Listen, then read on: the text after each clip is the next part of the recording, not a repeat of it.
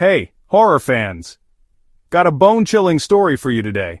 It's about ailing Nida and her terrifying revenge. Maria, my cousin's daughter, was only 16. Smart, quiet, modest. One of those girls you'd never imagine falling victim to misfortune. But one night, she never came home.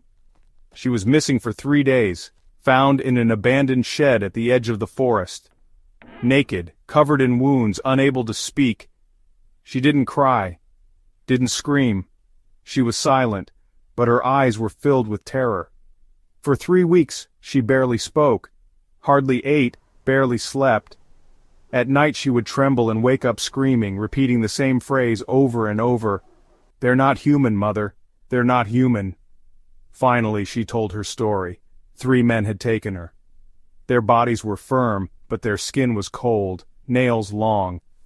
Breath smelled of rotting flesh. But the worst part? Before she lost consciousness, she saw their tongues grow long, like snakes slithering into her body. Ailing Nida, Maria's mother, was a simple woman, no weapons, no power.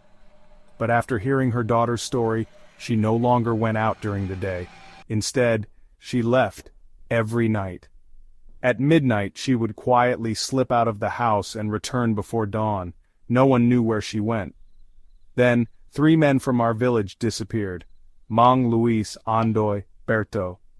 3 men known for never coming out during the day. They always stayed inside their homes. One night the neighbors heard a scream from Andoy's house.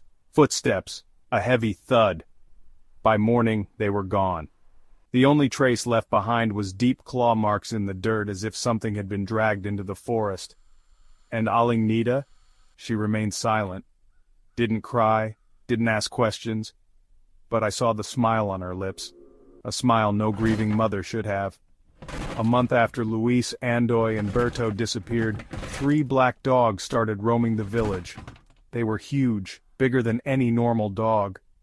Their eyes burned red, and every night we would hear heavy breathing just beyond our homes.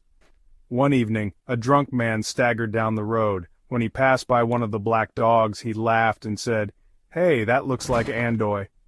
It was just a joke, but by morning he was dead, found lying beneath a tree. No blood, no wounds, but his eyes were wide open as if he had seen something his mind refused to accept. One night I waited outside Ailing Nida's house. I asked her, "What did you do?" She smiled at me, a smile filled with secrets. And before stepping inside, she whispered, "There are things far more vicious than Aswang."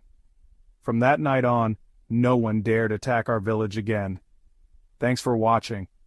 If you enjoyed this chilling tale, make sure to like, subscribe, and hit that notification bell. Stay safe out there, horror fans.